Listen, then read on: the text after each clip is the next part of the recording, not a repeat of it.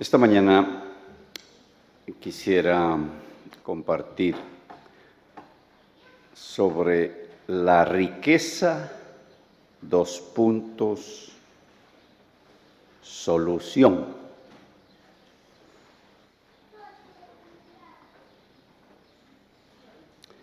Abundancia de bienes.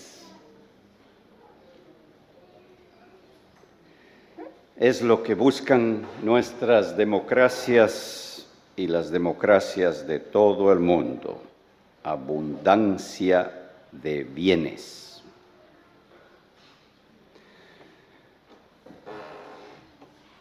Políticas que patrocinan el consumo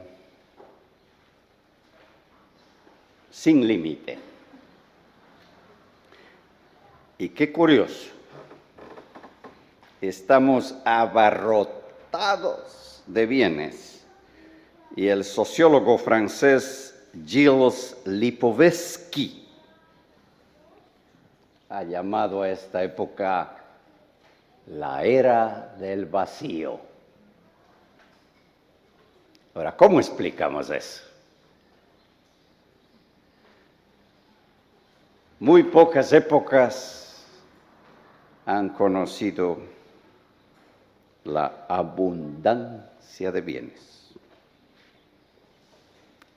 Y sin embargo hay alguien que ve la época y la describe como la era del vacío. Pareciera ser pues que la abundancia no está llenando. ¿No es cierto? La abundancia no está llenando y esto es de conocimiento universal. Sorprende pues la propuesta de Jesús al decir que hay una abundancia, hay una riqueza que sí es solución, que sí llena. Examinemos pues esa propuesta. A ver si nos convertimos.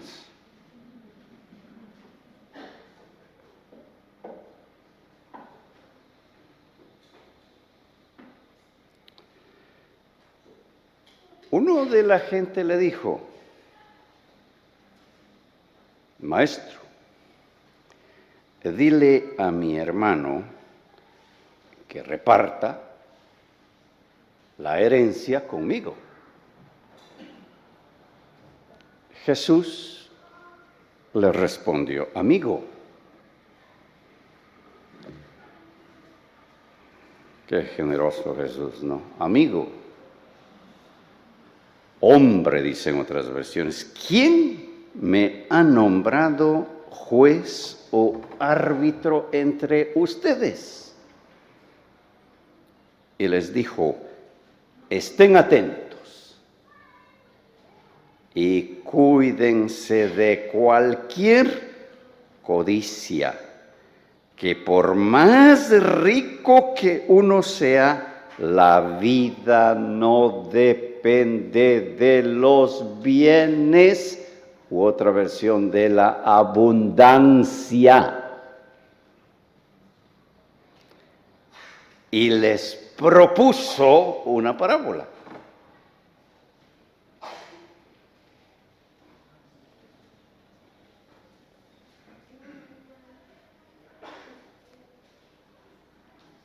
Las riquezas son tan poderosas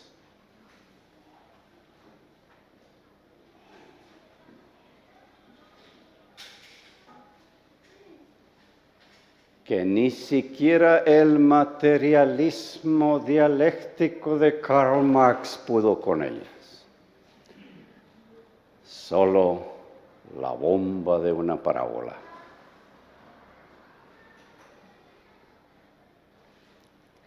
Las hace pedazos. Ni el materialismo dialéctico con su etiqueta de científico pudo con ellas. Solo el poder de una parábola. Y les propuso una parábola. Las tierras de un hombre dieron una gran cosecha. O sea, esto en términos comerciales se llama superproducción. Producción no esperada. Él se dijo, ¿qué haré? Que no tengo dónde guardar toda la cosecha. Es decir, tiene un problema, pues. Y dijo, haré lo siguiente. Derribaré los graneros y construiré otros mayores. Expansión. Expansión. En los cuales meteré, vean esto, mi trigo, mis bienes. Después me diré, querido amigo, tienes acumulados muchos bienes para muchos años. Descansa, come, bebe y disfruta. Solucionado el problema. Pero Dios le dijo,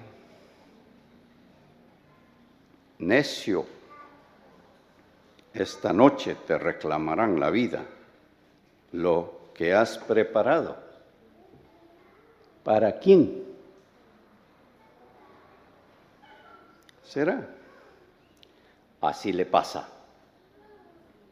Así dice Jesús. Así le pasa al que acumula tesoros para sí y no es rico a los ojos de Dios. Estamos hablando pues de dos riquezas, ¿no es cierto? Clarísimo. La parábola no necesita explicación. Me acerco con la timidez de quien tiene en sus manos algo que si lo manipula lo daña. Razón que un autor ha dicho, el gran problema de las parábolas es que no son predicables. Y no solamente no son predicables, sino que no se dejan predicar. Quizás esto explica por qué la exégesis hace rato dejó de lado las parábolas. La parábola es provocada por una petición de mediación de un anónimo desde el auditorio. Los rabinos conocen la ley y en consecuencia pueden legislar. Jesús reacciona molesto, se siente ofendido. El sentimiento en la reacción de Jesús es de alguien perturbado. Un poco alguien dice como que se siente insultado. Jesús reacciona como ofendido. Y parece ser que la petición es un atentado contra su identidad. Yo no he venido a partir, sino a repartir. Yo no he venido a partir, sino a compartir. Lo que me estás pidiendo es un atentado a mi identidad.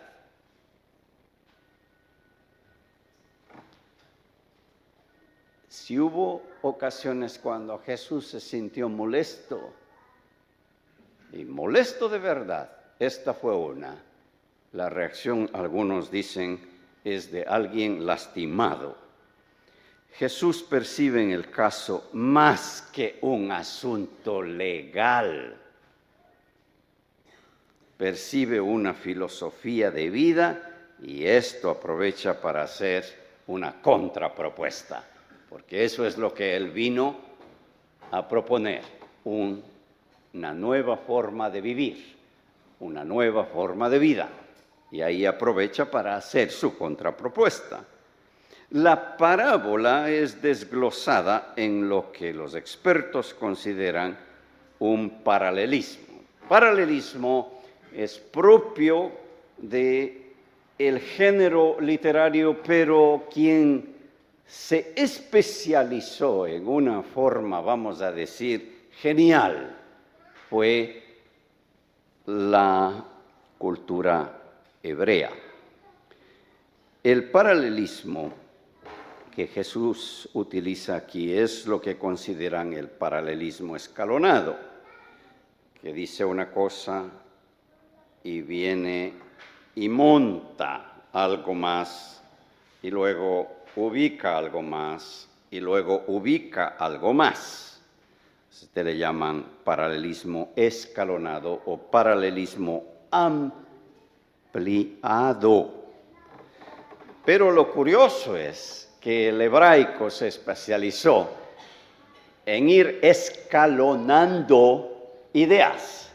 Y cuando ya llegabas a un clímax, porque el paralelismo te lleva a un clímax literal, es como si te lleva en esos juegos extremos de los parques de recreación y te suben y te suben y te suben y te suben en un ascensor y de pronto, sin decirte, te quitan el piso y bajas a una velocidad espeluznante, no más que en este paralelismo no hay cinturón de seguridad, la persona vive un verdadero desnucamiento, knockout y ojalá la muerte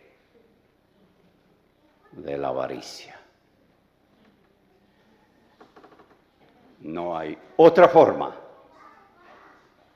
de trabajarla. Y esto es lo que Jesús hace, utiliza en esta técnica, en esta parábola, porque sabe que lo que tiene al frente, diría Haddon Robinson, el expositor, es algo que precisa un campo minado, minar el campo, con la esperanza de que ojalá pises la mina y explote todo lo que debe explotar en ti para liberarte de una cosa, la avaricia. La avaricia no es susceptible de buen consejo, la avaricia es susceptible de un bazucazo.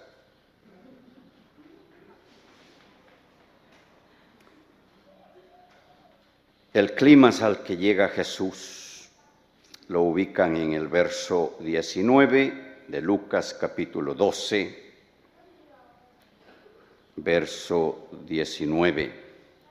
Después me diré, querido amigo, tienes acumulados muchos bienes para muchos años, descansa, come, bebe y disfruta. Ven cómo le ha ido subiendo y subiendo y subiendo hasta el punto donde decimos, la vida la tengo agendadita. Agendadita, todo bajo control. Y con los bienes y esta producción en exceso, solucionada la jubilación. ¡Qué maravilla! Ahora sí, alma, y el primer verbo es soberbio, descansa. No tienes de qué preocuparte. La buena vida come, bebe y al estilo de Celia Cruz, la vida es un carnaval.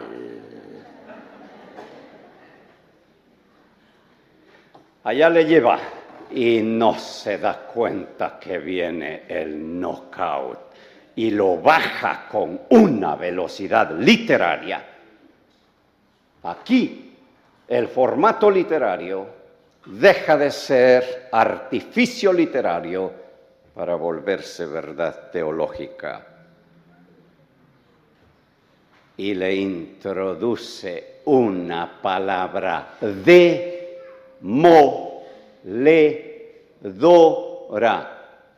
Pero, ay, estos peros, cómo son de terribles cuando no los hemos tenido cuenta en la vida, ¿no? Pero Dios le dijo. Aquí hay un extraordinario choque de decires, porque él ha disfrutado de semejante producción y se dice a sí mismo. Este es el choque de discursos, este es el choque de propuestas. Él se dice y cree que con su decir ha dicho la última palabra. Hasta que viene un momentito, hay otro decir, pero Dios le dice, este es el conflicto explosivo de dos decires, el que nosotros decimos y el que Dios dice. Pero, entonces, ese es el clímax y desde ahí desciende hasta producirse un desnucamiento. Anoche decíamos aprendizaje significativo. La parábola abre con una máxima sapiencial o proverbial. Verso 15, estén atentos, cuídense de cualquier codicia, que por más rico que uno sea la vida, no dependerá de los bienes. Y cierra con una máxima también proverbial. Así le pasa al que acumula tesoros para sí y no es rico a los ojos de Dios. Otra máxima proverbial, lo que se conoce como un sándwich sapiencial.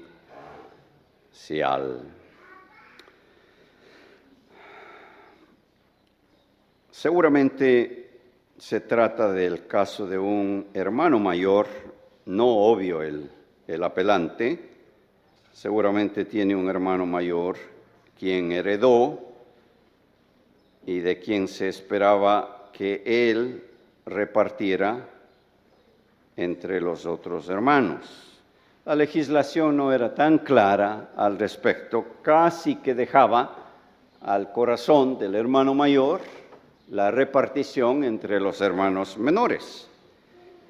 Este tipo de casos judiciales ha sido registrado mucho en la historia y lo que se nos dice es que muchas disputas por tierras producen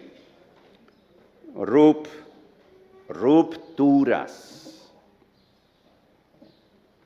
Si herencias familiares son motivo de muchísima ruptura. Bueno, la riqueza en la época de Jesús era un sueño, un anhelo de todos y por lo general se asoció con la moral, era como una recompensa a la virtud, a la integridad, al trabajo y también a la herencia. Ahora, Jesús le da un giro fenomenal a algo legal. Estamos frente a un asunto legal. Jesús le da un giro a algo legal y mete, sin saber de dónde, la palabra avaricia.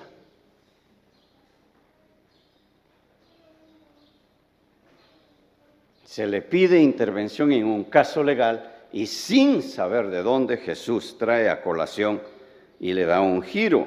El caso, pues, para Jesús no es el caso. En terapia de familia dicen, el problema no es el problema. El caso, pues, no es el caso. Las riquezas, según Jesús, son creadoras de la avaricia.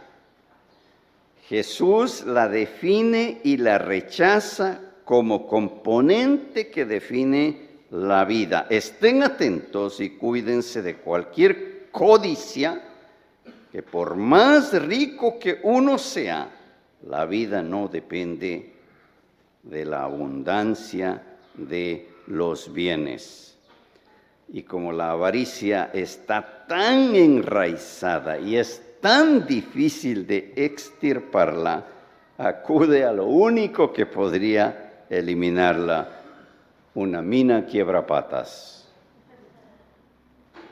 Una parábola escalonada, pero revertida. Llega a una culminación y desde ahí se revierte. Un hombre, dice, no nos da el nombre, un hombre que ya es rico. No es pues un individuo que se saca una lotería comercial y viene un año de riquísimo en vacas gordas. No, el hombre ya es rico.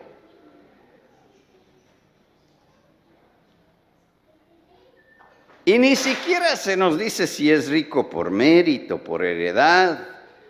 Lo que insinúa la parábola es que es rico por pura gracia.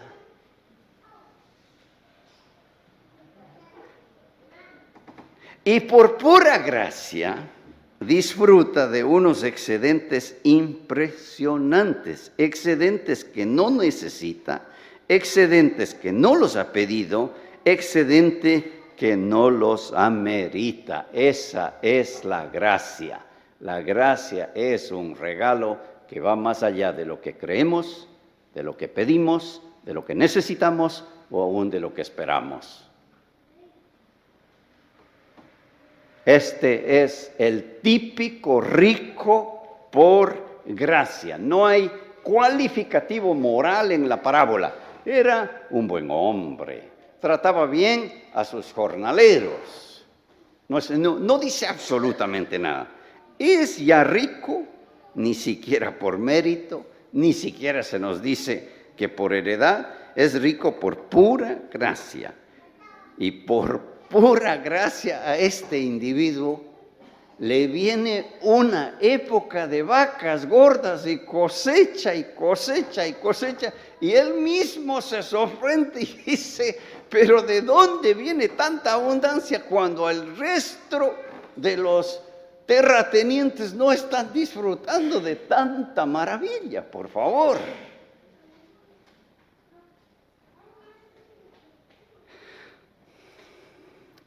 La producción excesiva sí causa pues problemas. Y ustedes los economistas saben de eso. Entonces de pronto se ve enfrentado a un problema. ¿Qué haré con una superproducción? ¿Qué haré?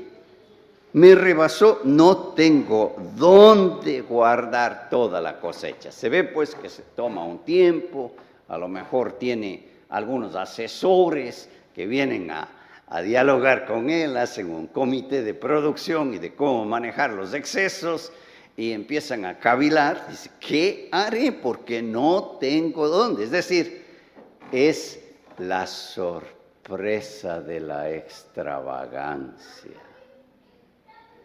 de la gracia derramada, pero incomprensiblemente, porque uno diría: Señor, pues de economía me parece que pocón sabes, pero si ya tiene, pues.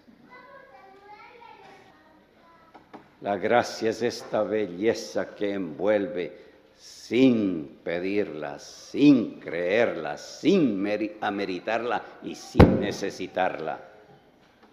Esa es la belleza de esta cuestión, que solo existe en la tradición cristiana. Si de algo debemos estar orgullosos los creyentes, es que solo en la fe cristiana existe tal cosa como gracia. ¿No les parece bello? A mí me parece que es hermosísimo, pues, esta singularidad. Y entonces se ve enfrentado a un problema y aquí empieza el proceso de descomposición que causan las riquezas. Este médico americano que en una ocasión escribió El proceso de convertirse en persona, aquí es a la inversa, el proceso de convertirse en necio.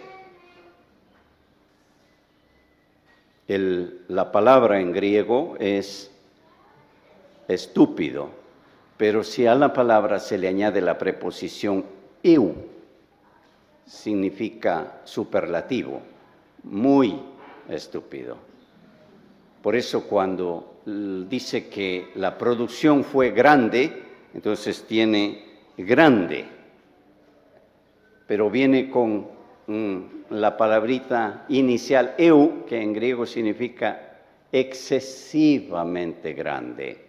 Entonces, no es solamente estúpido, por esa palabrita es excesivamente estúpido. La abundancia le volvió abundantemente estúpido. Ese es el choque. Ese es el choque. En otras palabras, al avaro le está diciendo, si no te insulto y te desacomodo tu filosofía de vida, no te salvo. Sentimos, ¿no?, algo del poder explosivo de este caso. Aquí empieza, pues, la primera cosa que notamos acerca de la abundancia es que lo ensimisma. Este es un verbo, el ensimismamiento es, uno se vuelve hacia adentro y ahí se pierde y empieza casi a patinar dentro, mental y emocionalmente. Está ensimismado y no puede salir de ahí. Vean lo que dice. Él se dijo, empieza a hablarse a sí mismo. ¿Qué haré? Que no tengo dónde guardar mi cosecha. ¿Y desde cuándo la cosecha se volvió mi cosecha?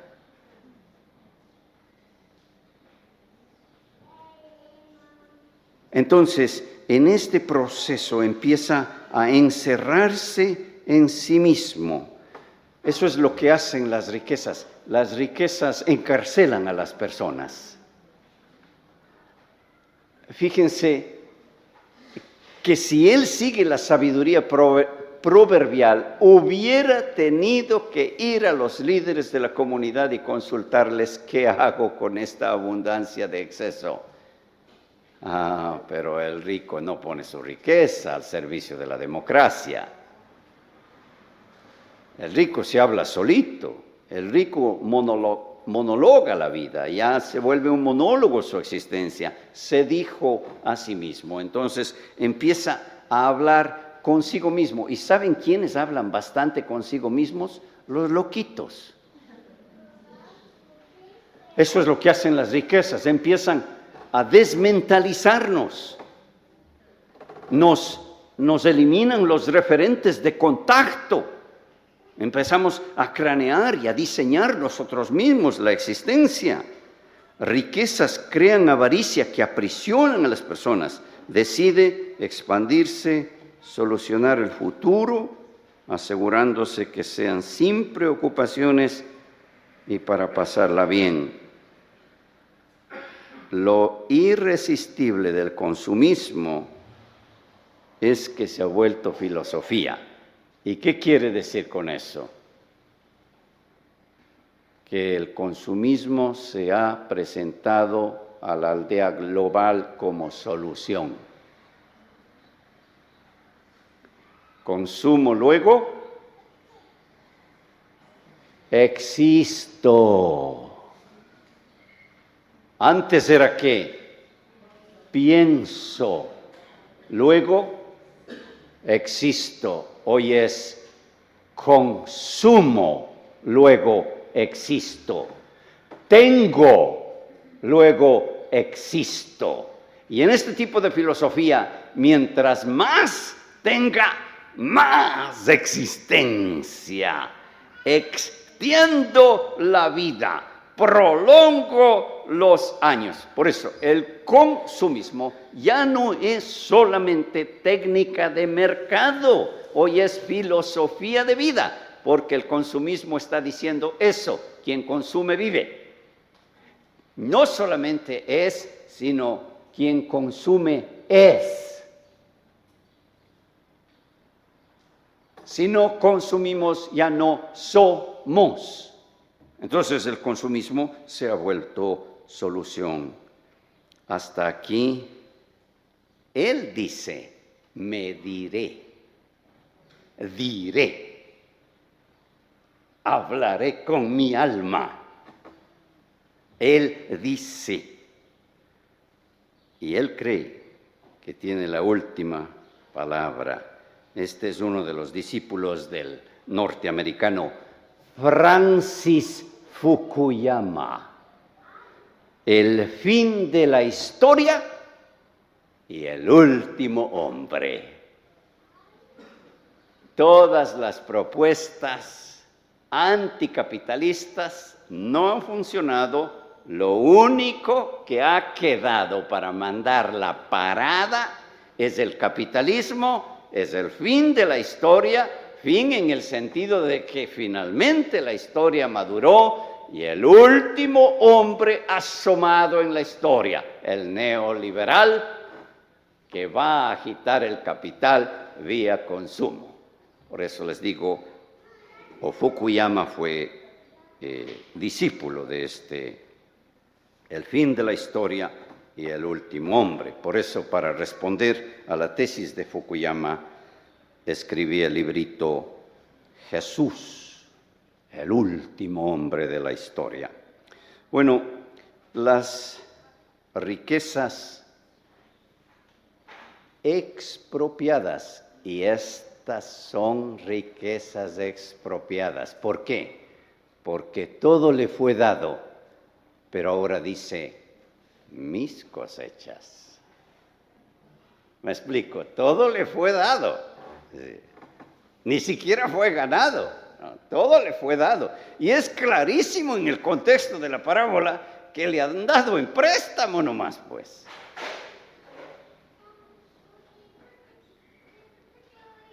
Incluyendo el alma nos ha sido dado de préstamo. Todo le ha sido dado de préstamo nomás, para que administre. Entonces, estas son riquezas expropiadas. Se olvidan de Dios. Qué pretenciosas.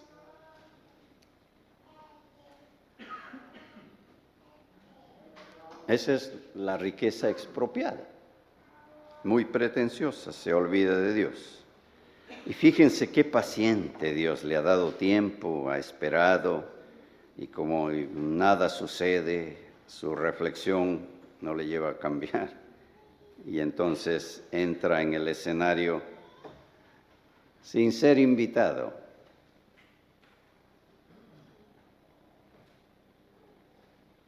Nadie invita a Dios a esta escena. Él entra a donde quiere y a lo que es suyo. Nadie llamó a Dios, no es que Él se encomendó y encomendó las riquezas a Dios. A Dios no le meta en el cuadro. Dios entra sin ser invitado y entra con otro decir. Pero Dios le dijo, necio, esta noche te reclamarán la vida. Lo que has preparado, ¿para quién será? Y este decir diagnostica. La parábola empezó contándonos la historia de un hombre. La parábola termina contándonos la historia de un necio. El proceso de convertirse en extremadamente estúpido a la luz de extremadamente muchas cosas. Y nosotros, dizque, admirando y anhelando los muchos bienes, no nos dimos cuenta que hemos estado en el proceso de despersonalización. No de ser, sino de no ser.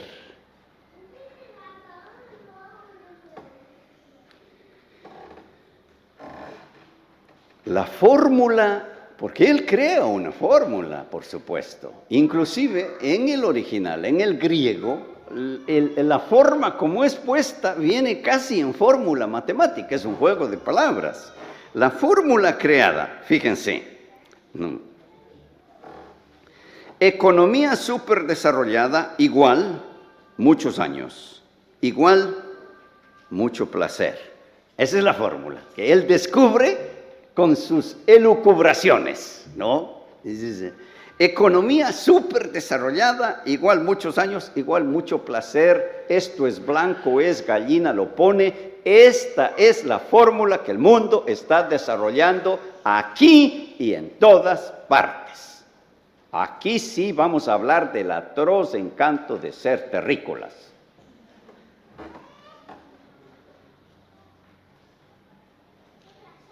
Esta es la fórmula que él trabaja. Economía súper desarrollada, igual muchos años, igual mucho placer. Jesús dice, no funciona, no soluciona ni la muerte, ni la perpetuidad. Lo único que garantiza esta fórmula es el desperdicio.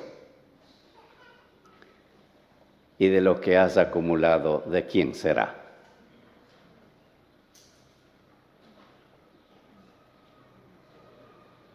Es decir, los países manejando la fórmula de cómo desperdiciar. La historia aterriza con una pregunta,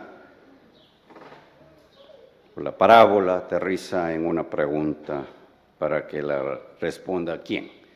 Y lo que has preparado, ¿para quién será el poder salvífico de la parábola?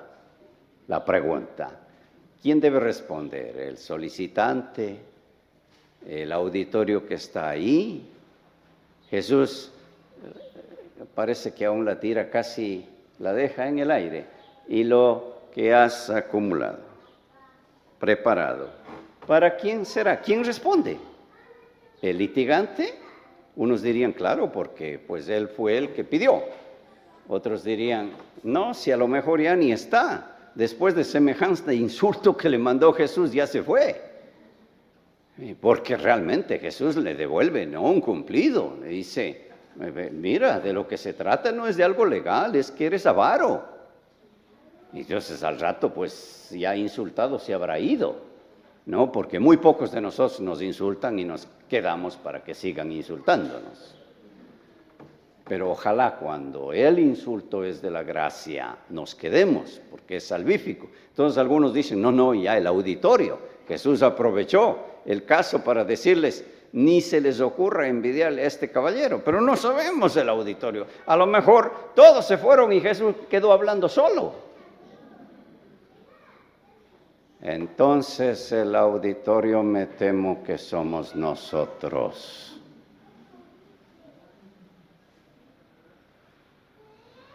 He ahí el poder de la parábola. Ya no podemos especular sobre aquel caballero y aquellos que participaron. Ya no están. ¿Y entonces quiénes están? Nosotros.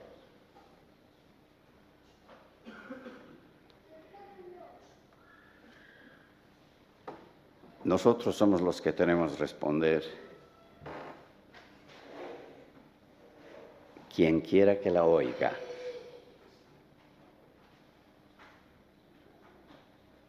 Se ve que la intención de Jesús es un knockout que provoca la reflexión y el cambio. Y ese cambio, concluye Jesús, no es un no a la riqueza, sino a una riqueza gobernada, administrada con el decir de Dios. Que cuando tengo muchas riquezas, debo preguntar, ¿y qué dice Dios que yo debo hacer con ellas? Ese es el punto de la parábola. El decir de Dios debe gobernar los muchos bienes. El decir de Dios es que, según la parábola, quiere ricos. Hoy ojalá toda la humanidad sea rica, ricos para con Él. Ahora, algunos dicen, ¿qué mismo está diciendo Jesús? Que Dios es muy pobre y que tenemos que enriquecerle a Dios. En cierto sentido sí está diciendo eso, es una contradicción, pero ¿cómo Jesús puede decir que Dios es pobre y que necesita que nosotros, como a un Dios muy pobre, le enriquezcamos pues con nuestros bienes? ¿Hay algo de ese sentido? ¿Es contradictorio? Dicen algunos. No está diciendo eso. A la vez yo creo que sí está diciendo, porque sí está pobre Dios. No me traigan más sacrificios, no me traigan más ofrendas, no me traigan más holocaustos, no me traigan más de esa parafernalia, porque nada de eso me satisface. En cierto sentido, cúltica y espiritualmente, estoy en la olla. No quiero nada de eso. ¿Qué es lo que quiero? Que ames la justicia, que tengas misericordia y que camines en humildad delante de mí. Eso me hace sentir un Dios rico. Entonces, aquí hay pues un sentir de que nos habla de la pobreza de un Dios que le hemos exprimido y le hemos dejado completamente pobre y está reclamando las riquezas que le dejan satisfecho. Pero no sabemos a ciencia cierta si esa es la intención de Jesús. Otros dicen, el decir de Dios es que quiere ricos para con Él, ofrendantes cuya ofrenda no es el diezmo, ni el buen uso, ni la ganancia, oigan bien, legítima y bien habida. Aquí no hay defensa de la ganancia legítima, ese no es el caso. Ganada con el sudor de la frente, porque este individuo se volvió rico sin sudor de la frente. Entonces, esta parábola no puede ser una santificación de la ganancia bien habida o mal habida, peor. No está hablando de una ganancia legítima. De lo que Jesús está hablando en definitiva es no del derecho, sino de la justicia. Solo esa riqueza es solución. Ese es el masazo. La vida no consiste en ganarse el pan con el sudor de la frente legalmente y justificar que la riqueza que tengo es bien habida. En consecuencia, tengo derecho a buenos años de jubilación porque la sudé toda, la trabajé, la gané legítimamente y ahora tengo el derecho de decir, alma, reposa, come, bebe y a disfrutar. Este es el bombazo. Ni siquiera esa riqueza es riqueza para con Dios. Solo aquella que responde, Señor, ¿qué hago con esto? Sé humilde, busca la justicia y la misericordia. Eso cuenta. Masazo, ¿no? Masazo. Porque nosotros diríamos, Jorge, bien la parábola para la riqueza ilegítima. No, sí. No se trata de la riqueza ilegítima, la parábola ni se ocupa de eso. Es de la riqueza legítima. Bueno, pues digamos unas cositas a manera de resonancia.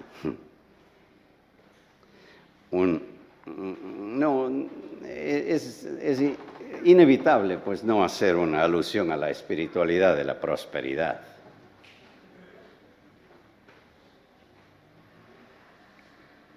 A la que dice, dame lo que me corresponde, porque soy hijo del rey, o como hijo del rey, o el hijo del rey, dame lo que me corresponde.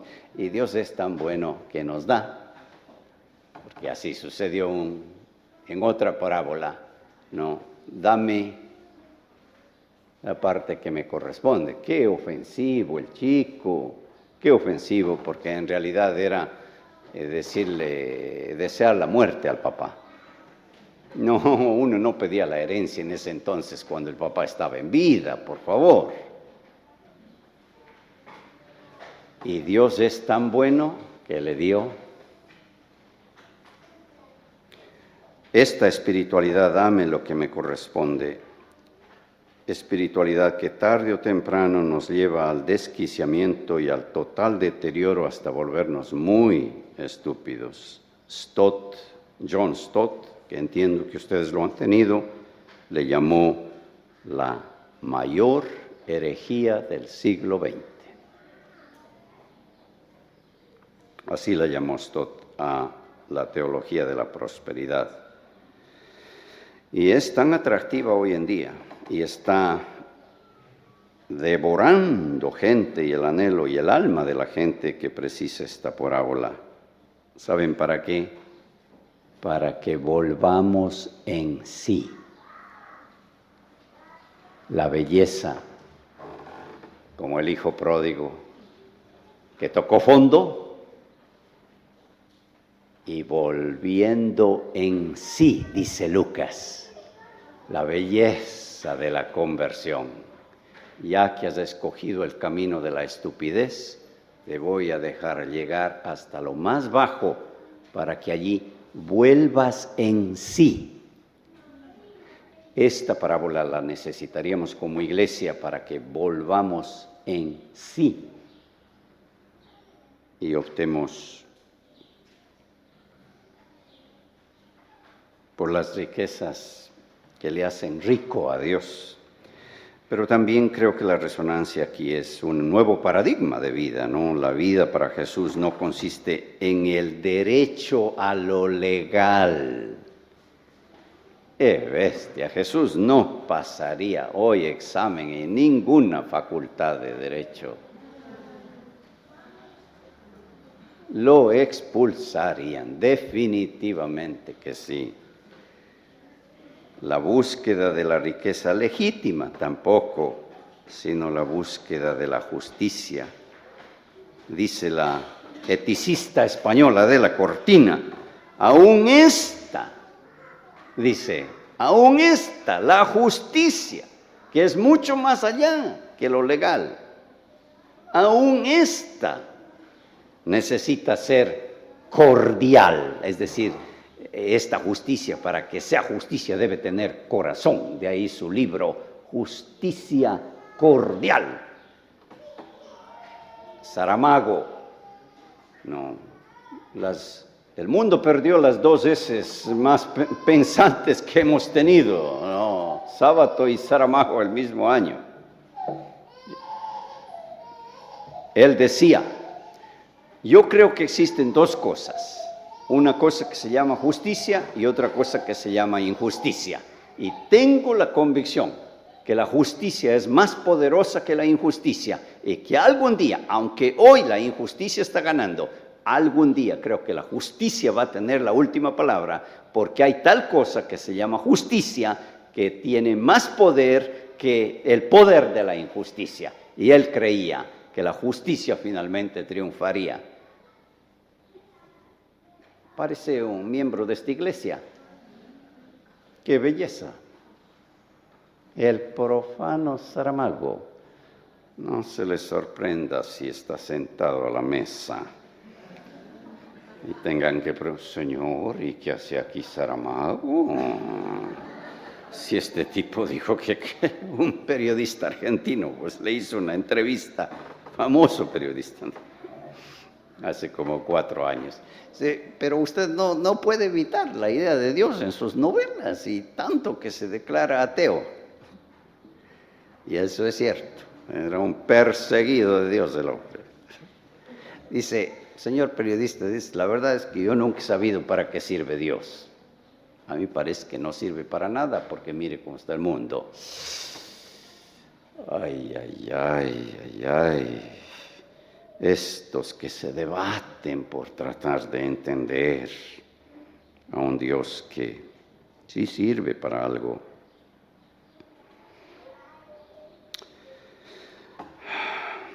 Y lo cordial de Adela Cortina para nosotros lo pone el referente, el decir de Dios. Señor, tú me has dado esto, ¿cómo te hace rico a ti?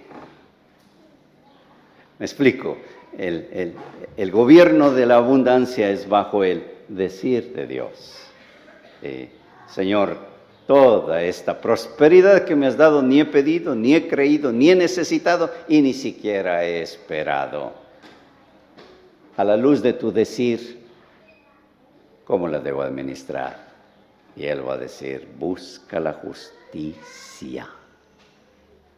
No lo legal, porque lo legal fue el fariseo y el publicano. El fariseo vivió bajo la legalidad y creyó que había cumplido con la espiritualidad. ¿Y cuál es lo legal? No, pues yo, Señor, siempre te he dado el diezmo. ¡Qué maravilla! ¡Ay, qué belleza! ¡Qué lindo! Y no nos dejan entrar en el reino. Es decir, que todo lo que tenemos, incluyendo el alma, es un préstamo, que la mejor forma de manejar lo que tenemos. Y por favor, no me van a decir que no tienen excedentes. Claro que los tenemos. Y bastantes excedentes. Y ni forma de justificarlo, pues. Jorge, esto es con el sudor de la frente. No me diga, pero sudó bastante. No, la mayoría de los que estamos aquí presentes manejamos excedentes. Es chequeando con el decir de Dios. Y este decir nos lleva a que hagamos la justicia, el bien. Solo es bien si hace el bien. Vuelve y juega. El bien solo es bien si hace el bien.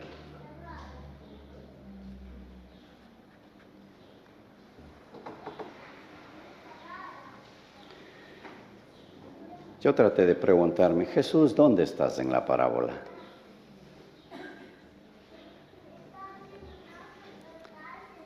Y él, que fue rico, se hizo pobre para que nosotros, ¿qué? Fuéramos, ¿qué? Ricos. Ese es el manejo de la riqueza. A veces las invitaciones no son por razones del auditorio, sino por razones del invitado. Fue impactante el llamado a la conversión.